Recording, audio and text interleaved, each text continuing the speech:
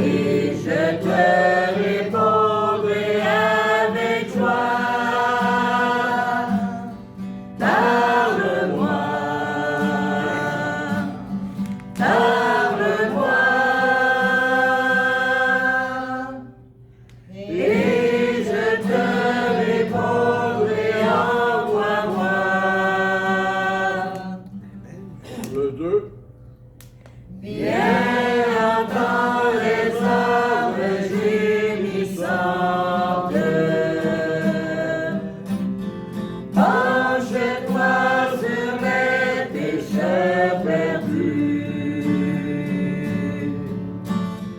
Ôte-en-leur tes mains compatissantes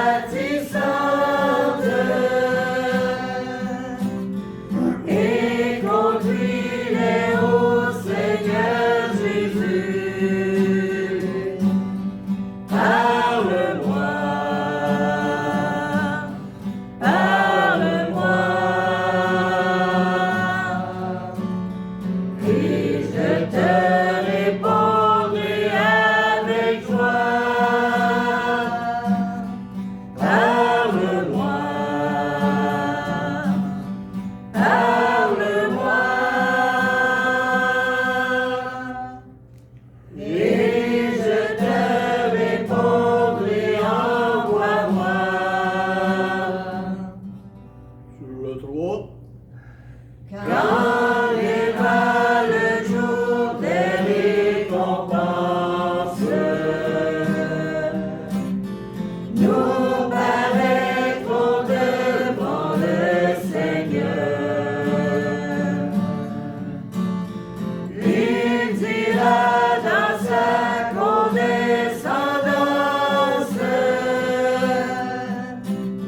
oui, c'est bien fidèle serviteur. Parle-moi, parle-moi, et je te répondrai avec joie. Parle-moi, parle-moi, et je te répondrai, envoie-moi. Mon sauveur m'aime, et moi je l'aime, mais lui m'a aimé le premier. Il m'a sauvé en souffrant sur le bois. Il m'a sauvé en mourant sur la croix. Et c'est par lui que j'ai la vie. Il m'a sauvé, m'a racheté, je suis à lui. Dans sa parole, j'ai ses promesses qui me consolent dans mes détresses. Il m'a sauvé en souffrant sur le bois. Il m'a sauvé en mourant sur la croix. Et c'est par lui que j'ai la vie. Il m'a sauvé, m'a racheté, je suis à lui. Sur le 4. Âme perdue, il te convie. Ne voudras-tu venir à lui? Il t'a sauvé en souffrant sur le croix. Il t'a sauvé en mourant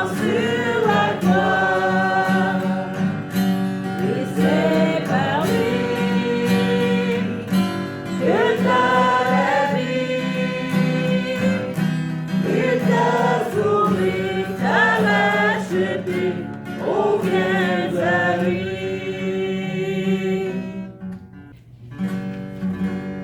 Sur la 1. La croix reste debout, Alléluia, elle domine tout, Alléluia, c'est en elle que la haine contre elle se déchaîne, lumineuse et sereine, la croix reste debout.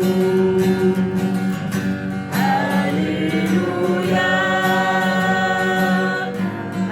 Alléluia, au plus fort des combats. Alléluia, Alléluia, la croix ne recule pas. Sur la 2. Sur elle en Golgotha, Alléluia, le Christ de Dieu monta, Alléluia, amour incomparable, ce sauveur adorable, pour l'homme misérable, mourut en Golgotha. Alléluia, Alléluia, au plus fort des combats. Alléluia, Alléluia, la gloire ne recule pas. Sur la 3. Soldat du roi des rois, Alléluia, portons partout sa croix, Alléluia, car tous ceux qui vivent sur la croix doivent vivre, sur la croix doivent suivre Jésus, le roi des rois. Alléluia, Alléluia, au plus fort des combats. Alléluia, Alléluia, la gloire ne recule pas.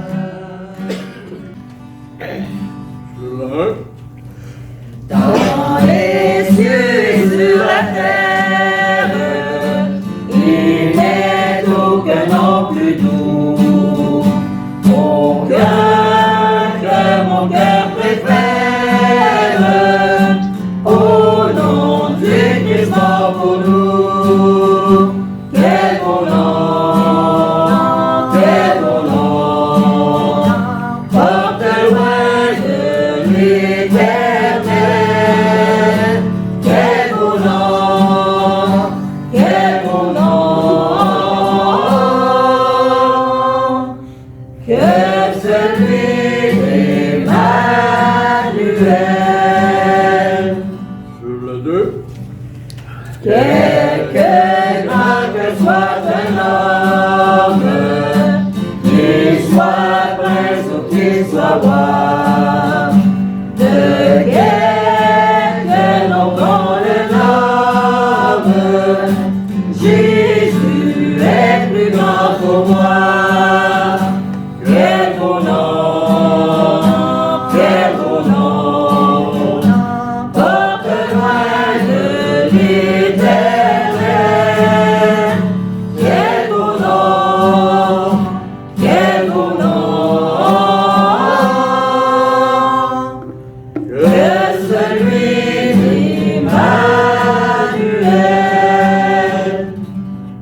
4. Dans les mots Jésus soulage, il guérit l'esprit froissé, il ranime le courage du cœur le plus oppressé.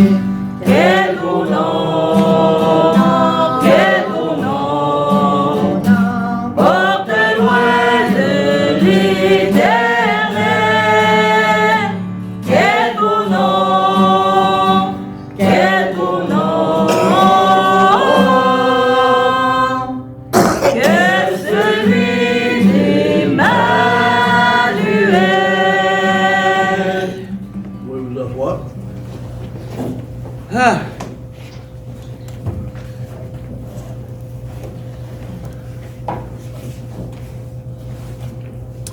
Gloire à Dieu pour votre présence. Bien content d'être ici ce matin. Après un petit séjour à l'hôpital, je suis revenu à la maison. Ça fait du bien. Parce que les 10 jours que j'ai passés là-bas, on était bien soignés, ça vous le savez, l'hôpital quand même prend soin de nous. Mais le pire, c'était l'ennui. Parce qu'ils m'avaient parqué dans une chambre où c'était censé être une personne. Ils m'ont mis tassé d'un coin. Pas de télévision. Ouais. Pas de bonne bouffe. Pas ça surtout. Ma femme ne pouvait pas venir me voir parce qu'elle avait une grippe.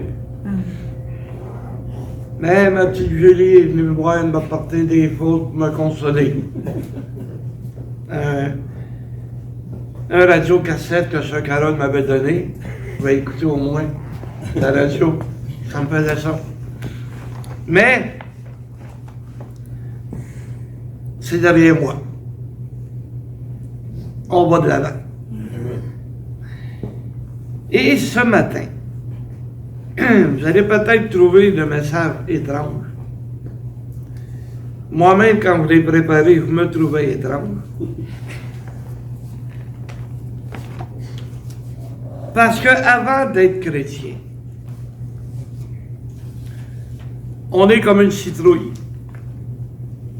Avant de devenir chrétien, j'étais comme une citrouille. Il a fallu que on la sorte du champ. Il a fallu qu'on la nettoie. Il a fallu qu'on la vide. Il a fallu qu'on lui fasse un visage. Et finalement, on lui a mis une chandelle à l'intérieur. Et comme on ressemblait à l'Halloween, on faisait peur. Parce qu'on était loin du Seigneur. On était dans le champ. Et si on se réfère à l'évangile de Matthieu, je l'ai pris en note, chapitre 9, le verset 38. Priez le maître de la moisson, parce qu'il y a peu d'ouvriers. Et parce que ça a été dit aux apôtres, ben la plupart des gens pensent que, ça c'est adressé au pasteur. Je regrette. Chacun d'entre nous, nous sommes des ouvriers pour le Seigneur. Par le témoignage, par notre lumière, notre manière d'agir, nos prières, nos chants. Nous sommes des ouvriers pour le Seigneur. Il n'y a pas rien que les pasteurs qui doivent travailler. Les membres de l'Église aussi. Parce que, je me souviens, j'avais écrit un cantique. Vous connaissez, la plupart vous connaissez tous, ne tardez pas, le jour viendra. Et frère Jean Gravel, Dieu est son âme, on s'en souvient de lui, avait fait écouter ça à frère Michel Lefrançois. Il témoignait, il parlait, et j'écoutais ça. Il a mis ça dans le tape. Ephraim Fred a fondu en larmes. Et il est à l'église qui a accepté le Seigneur. Fait, voyez-vous, Dieu va se servir de tout. Il va se servir de chacun d'entre nous. Parce que je ne suis pas la seule citrouille qui est dans le champ. Il y en a beaucoup de citrouilles qui sont encore dans le champ. Et comme nous sommes des ouvriers, il faut qu'on aille les chercher. On est dans le champ parce que, comme on dit par chez nous, quand on est dans le champ, on est dans l'erreur. Hey, t'es dans le champ, là. Hey, tu sais, là, franchement, là, ce que tu m'apportes, t'es dans le champ. Hein? Parce qu'on est loin de la vérité. Quand on est dans le champ, on est loin de la vérité. On est loin du Seigneur. Et c'est pour ça que là, on va aller dans Éphésiens 2, versets 1 à 3.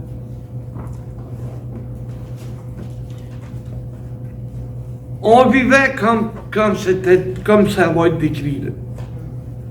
Éphésiens 2, le verset 1 à 3. Vous étiez morts par vos offenses et par vos péchés, dans lesquels vous marchiez autrefois, selon le train de ce monde, selon le prince de la puissance de l'air, et l'esprit qui agit maintenant dans les fils de la rébellion. Nous tous aussi, nous étions de leur nombre, et nous vivions autrefois dans les convoitises de notre chair, accomplissant les volontés de la chair et de nos pensées. Et nous étions par nature des enfants de colère, comme les autres. On était dans le champ. On était des fils de colère. Nos pensées, notre chair, nous éloignaient de plus en plus du Seigneur. Nous sommes dans l'Église. Et notre chair continue à nous éloigner de Dieu. Fait qu'imaginez-vous la citrouille qui est dans le champ encore. Elle est loin de Dieu. C'est ce que nous étions autrefois. On était décrits comme on vient de voir dans le livre d'Éphésiens. Hey! C'est pas fini. Parce que là, la citrouille, on va la chercher dans le champ. D'accord? Dieu nous appelle à aller les chercher, à les emmener. Qu'est-ce qu'on fait la première chose? Elle est pleine de terre, elle est sale, alors on va la laver. Et qu'est-ce que le Seigneur a fait avec nous la première fois qu'il nous a rencontrés? Première fois que nous sommes allés à la rencontre de Jésus. Et il nous a lavés de tous nos péchés. La terre qui nous avait salis, ben il nous l'a enlevé. Il nous a lavés de tous nos péchés. Oh, les gens pensent que c'est une joke, voyons donc. Non, c'est pas une joke. Jésus a touché nos cœurs. Il a nettoyé. Parce qu'on va voir maintenant qu'est-ce que nous étions réellement. Et c'est bien écrit, c'est ce que nous étions, quelques-uns d'entre nous. Et regardez bien, ça se trouve être dans 1 Corinthiens 6, verset 9.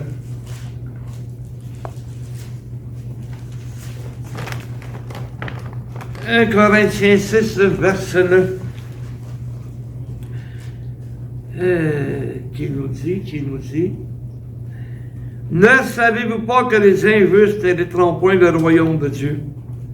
Ne vous y trompez pas. Ni les impudiques, ni les idolâtres, ni les adultères, ni les efféminés, ni les infâmes, ni les voleurs, ni les cupides, ni les ivrognes et les outrageux, ni les ravisseurs n'hériteront du royaume de Dieu. Et c'est lorsque vous étiez quelques-uns d'entre vous, mais vous avez été lavés, Vous avez été sanctifiés. Mais vous avez été justifiés au nom du Seigneur Jésus et par l'Esprit de notre Dieu. Vous ne vous demanderez pas lequel de ces péchés vous empêcherait d'aller au ciel. Commencera pas à condamner chacun. Ah, mais toi, c'est à cause de ça que tu en allais au ciel. Non, non. Dieu connaît nos cœurs. Dieu nous connaissait. Et Dieu nous a aidés. Il nous a pardonné toutes ces choses.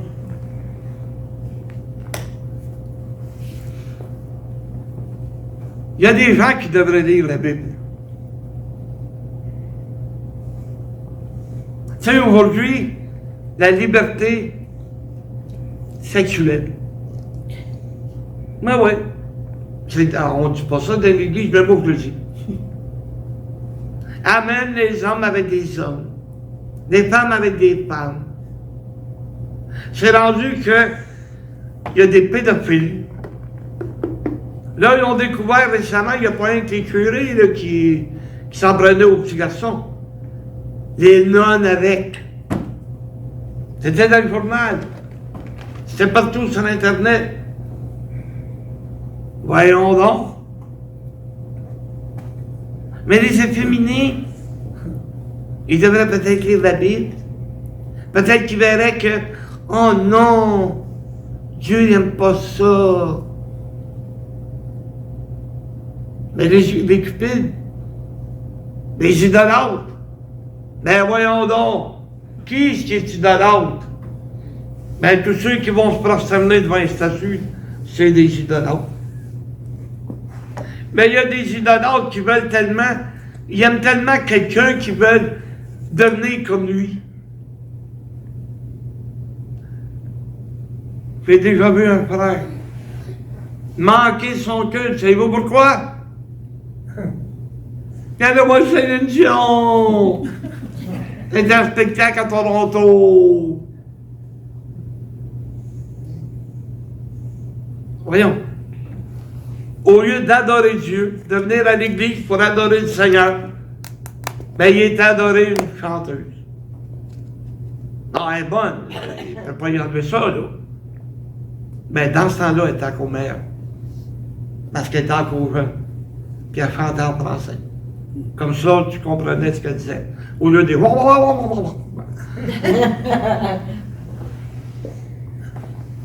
Mais m'as-tu manqué un culte ou ne pas aller à l'église pour idolâtrer quelqu'un?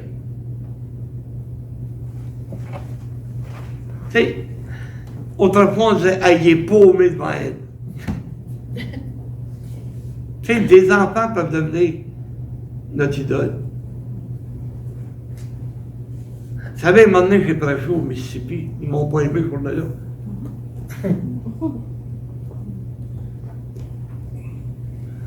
J'aurais dit, comment ça se fait que le mercredi soir, il y a de la moitié de l'église qui n'est pas là? Parce que son petit gars, il joue au baseball. Mais vous n'êtes pas aperçu comment ce que le diable vous a manipulé? C'était facile de dire, ben nous autres on joue au baseball le mardi ou le jeudi. Mais pas le mercredi, on s'en va à l'église. Ils vont pas aimer. Parce que je vais shooter la vérité en pleine face. Et parce qu'avant le culte, c'était un sujet de discussion. Il y en a beaucoup qui parlaient, ah, ici, c'est triste de voir ça. Ben, je me suis dit, c'est parce que le pasteur ne doit pas le prêcher. Alors, je l'ai prêché. Ils m'aimaient pas. Ben, ils ont eu la vérité en pleine face, pareil. Et c'est vrai. On va-tu lâcher l'église pour aller avec notre enfant au baseball, au football, au soccer? C'est whatever. On va abandonner Dieu pour aller avec notre enfant. Oh, mais c'est important, apprendre des cours de ballerine. c'est bien plus important que tu lui donnes la connaissance pour qu'un jour, elle aussi se lève ou lui aussi se lève et qu'il accepte Jésus comme son sauveur. N'est-ce pas? Et maintenant que nous avons été lavés, il nous a fait un nouveau visage. Ouais. Et ça, c'est dans Colossiens 3. Colossiens 3, le verset 5.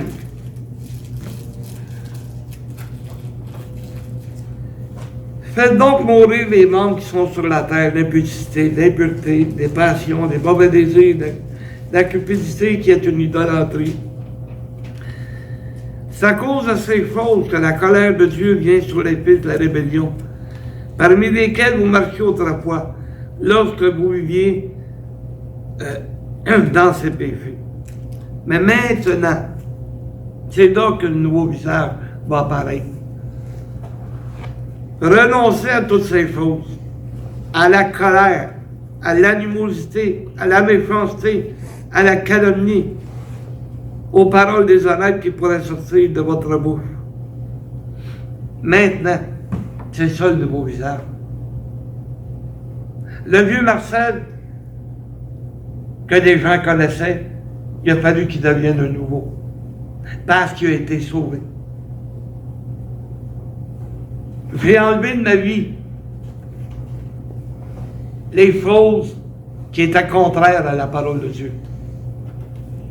Dieu m'a amené à les enlever de ma vie parce que je n'étais pas les bons témoignages. Je faisais comme tout le monde. Tu sais, tout le monde le fait. Fais-le donc. C'est tellement qu'on passe ça autrefois.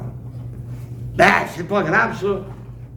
Ben, ça, c'est pas grave non plus. Ben, ça non plus, c'est pas grave. Non, on a enlevé ces choses-là de notre vie. Les gens nous voyaient d'une autre façon. Pourtant, on était le même. Mais pas intérieurement. On projetait une image de ce qu'était le Seigneur Jésus dans nos vies. On démontrait aux gens, regarde ce que Dieu a fait avec moi. Hein? Regarde.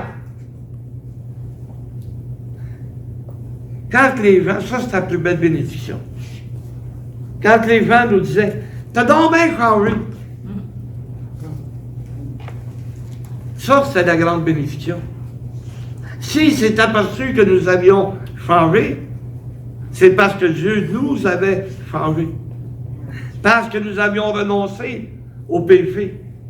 Ah, il est encore là, là. Nos faiblesses sont encore là. Mais on est capable de se lever et de combattre. On est capable de faire confiance à Dieu qui va nous éloigner du péché. Le nouveau visage, celui qu'on doit refléter, c'est l'amour du Seigneur Jésus.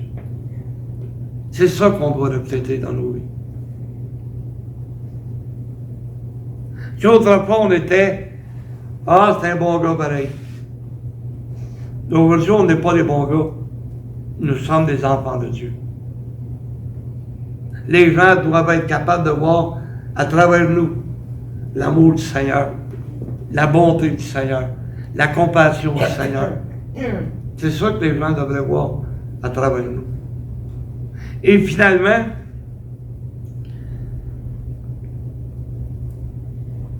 comme pour la citrouille, on y a mis une chandelle à l'intérieur. Jésus, qu'est-ce qu'il nous demande? Dans Matthieu 5, tout le monde savait qu'il était là, dans Matthieu 5. C'est les plus beaux versets concernant la lumière.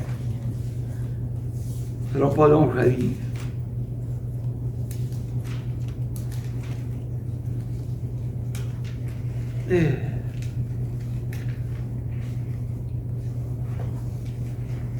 Vous l'avez dit, ce ne sera pas long. Matthieu 5, le verset 14.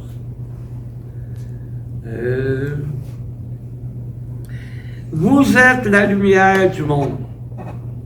Une ville située sur une montagne ne peut être cachée. Et on n'allume pas une lampe pour la mettre sur le boisseau, mais on la met sur le chandelier. Et elle éclaire tous ceux qui sont dans la maison. Que votre lumière luise ainsi devant les hommes, afin qu'ils voient vos bonnes œuvres et qu'ils glorifient votre Père qui est dans les cieux. Quand tu mets une chandelle dans une citrouille, que tu la mets à l'extérieur, ben les gens, ils donnent des bonbons ici. Les gens voient, même si c'est une petite lueur, les gens voient. Mais nous, le Seigneur a dit, vous êtes la lumière du monde. Vous, nous tous. Les gens sont censés de voir à travers nous le Seigneur Jésus.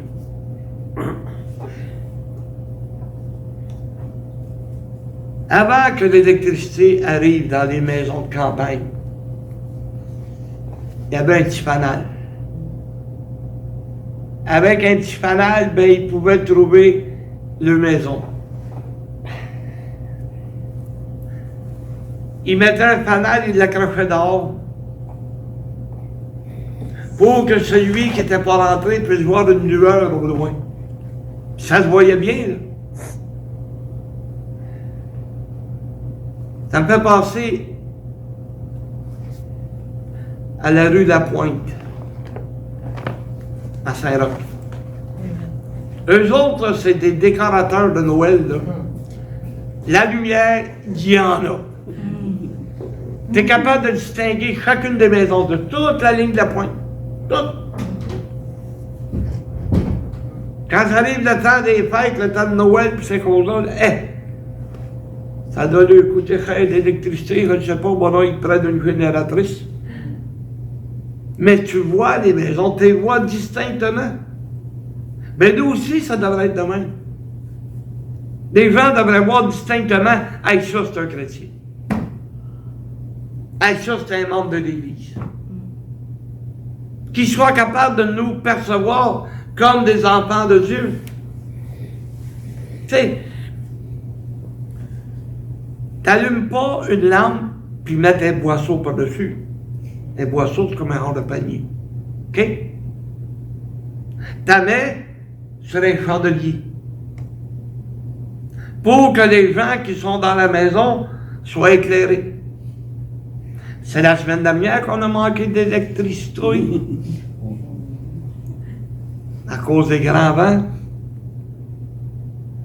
C'est plate quand il n'y a pas d'électricité. Pas rien que parce que tu vois rien. Tu ne peux pas rien faire. Oui, tu peux lire ta Bible. C'est un bon temps. Il n'y a rien pour te distraire. Alors, au lieu de lire notre Bible, on aime mieux chialer. Quand est-ce qu'on va revenir? Puis quand est-ce qu'ils vont nous donner des... Mais non. Mais pourtant, c'est un bon temps. Ben moi, j'avais mon petit radio de Carole. Ben, je pouvais écouter Paul Arcand. Je pouvais écouter les nouvelles. Ah ben là, à telle place, ils ont l'électricité. Une gang de chanceux. Hein? Mais, la moindre petite lumière. Et moi, j'ai été chanceux parce que notre frère Lucien m'a acheté une paire de lunettes. Tu sais, avec le clic-clic, qu'il y a de la lumière. Je pouvais me rendre aux toilettes sans problème, sans me cogner. Hein?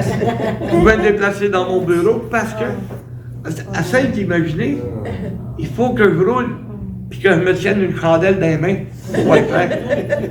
Et, hein? On va tourner en rond. Oui, parce qu'il y a d'une main, je tourne en rond. Ben raison, mon frère. Ben, j'étais content d'avoir ces lunettes-là. Je pouvais me déplacer. Ça ne prend pas grand-chose. Tu sais, c'était pas des lumières de char qu'on avait. Mais c'était suffisant pour que je puisse me déplacer. Hein? La lumière, c'est tellement important. C'est quand on manque d'électricité qu'on voit que c'est important. Hein? Mais imaginez nos ancêtres, là. Avant que l'électricité arrive, dans deux maisons, ils vivaient pas d'électricité. Ils pouvaient bien avoir des douzaines d'enfants. Ils se couchaient de bonne heure. Il n'y avait pas grand loisir dans ce temps-là. Hein? À part que le système était visite, tu pouvais faire au cap. Il n'y avait pas grand-chose pour ça. Mais être une lumière, c'est ce qui est le plus important. Jésus a dit, suivez-moi. Ne suivons pas un homme. Ne me suivez pas. Suivez l'enseignement de Jésus. Lui, il va nous guider. Il va nous emmener jusque dans le beau paradis. Les princes dans son exhortation, ils vont rester combien? Ben, si tu veux qu'il en reste le plus possible, c'est d'être une lumière pour ta famille, pour tes enfants. C'est d'être une lumière pour eux autres. En leur montrant l'exemple. Puis, si ton jeune arrive de l'école, puis il y a une bébé fendue, il dit, ben, je me suis pogné avec lui. Là. J'espère que tu lui as fait mal au moins. Pense pas que ce soit ce que Dieu nous demande de faire. Oui, mais avant d'en arriver à te battre, est-ce que tu as discuté avec lui?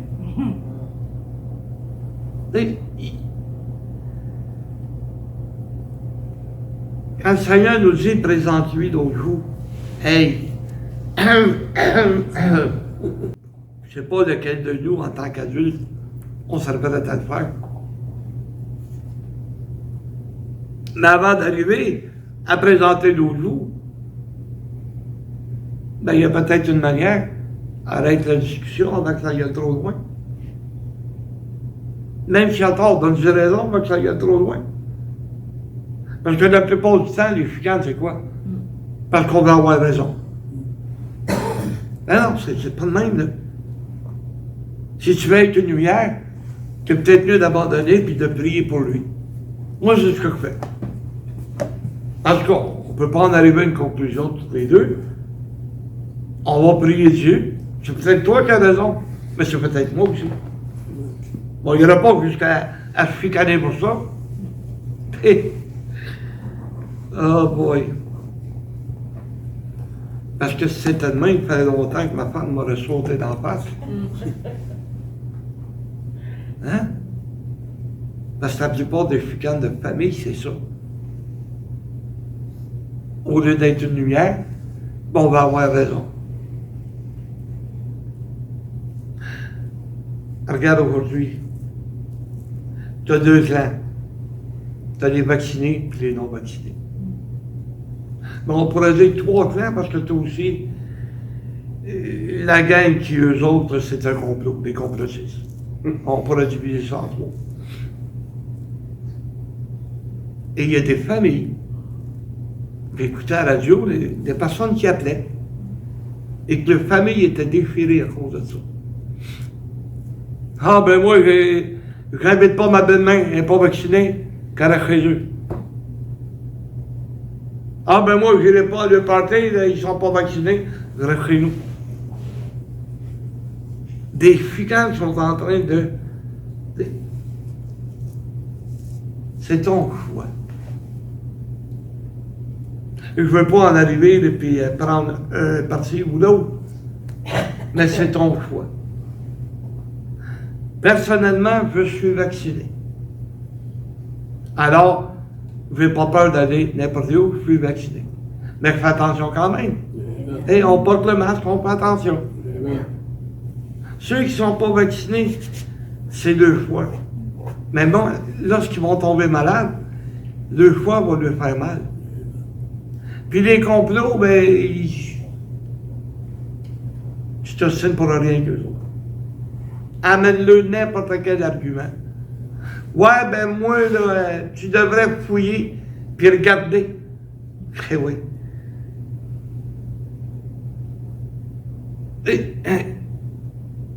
As-tu tes diplômes? Si tu as des diplômes, là,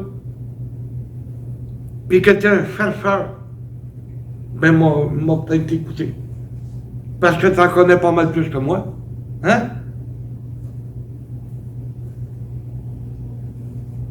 Mais essaye pas de t'obstiner avec eux autres.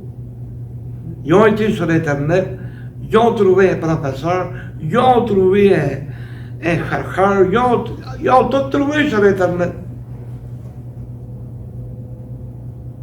Mais c'est parce que les complots font des complots eux autres mêmes. Ils dénoncent les complots, mais eux autres en font eux-mêmes. Parce que tu sais, t'as-tu vu les diplômes du professeur qui te présente? T'as-tu vu où c'est qu'il a étudié? Hey, sur Internet, tu peux trouver n'importe quel diplôme. T'as juste à payer, tu vas le trouver. Mais t'as pas fait d'études. Comprenez-vous ce que je veux emmener? C'est que ça donne rien de s'obstiner. Ça va tomber et finir par des chicanes. Puis les chicanes, ça amène rien. Ça amène rien de bon. Sois une lumière. Je te dirais pas que je suis pas plus intelligent qu'eux autres. C'est une insulte envers eux autres. Mais sois une lumière pour eux. Et prie pour eux. C'est la seule chose qu'on peut faire. Des citrouilles, il y en a encore dans le champ. Il faut aller les chercher. Parce que j'ai été béni un jour. Qui est un ouvrier. Qui n'a pas peur de travailler. Et qui est venu vers moi. Qui m'a ramassé dans le champ. Il m'a emmené dans l'église. Et le Seigneur m'a lavé. Il m'a donné une nouvelle fonction, un nouveau visage. Pour être capable de te servir. Il m'a demandé d'être une lumière. Alors, que Dieu nous bénisse et qu'il nous aide. Et en passant, ben, je vais en profiter pour vous souhaiter à chacun un joyeux Noël. Parce qu'on ne se verra pas cet instant-là, à moins que vous veniez me visiter, ce qui va me faire extrêmement plaisir. C'est pour ça que amusez-vous. Soyez avec votre famille. Aimez-vous les uns les autres. Hein? Ah, c'est beau comme conclusion. Amen. Amen. Alors que Dieu nous bénisse tous. Amen. J'ai bien entendu le 347.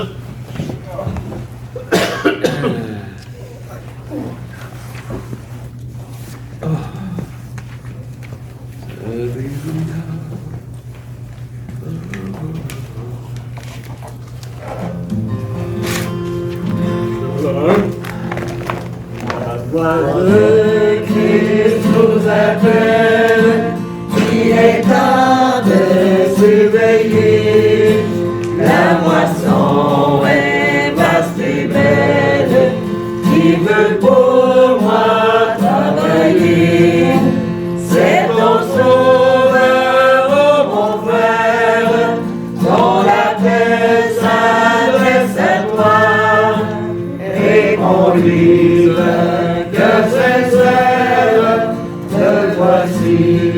Maître, prends-moi. Sur le 4. Que nul ne nous entende dire encore le Seigneur. Lorsque Jésus nous commande de faire une vie de bien, poursuivons le bénir avec zèle, amour et foi. Puis notre tâche finie, nous dirons, Maître, prends-moi. Amen. Est-ce qu'un dernier mot va qu'on clôture ça par la prière? Si les complétistes, ils font ça autant, on trouve les complots quand vous cherchez Dieu, vous étiez sur la pièce, j'aurais pas d'amener l'exhortation, on a sauvé ça. C'est bon. Quelqu'un d'autre? Quand vous viennent... Oh, ça cadre. Il ne faut pas oublier que le prochain culte est le 9 janvier.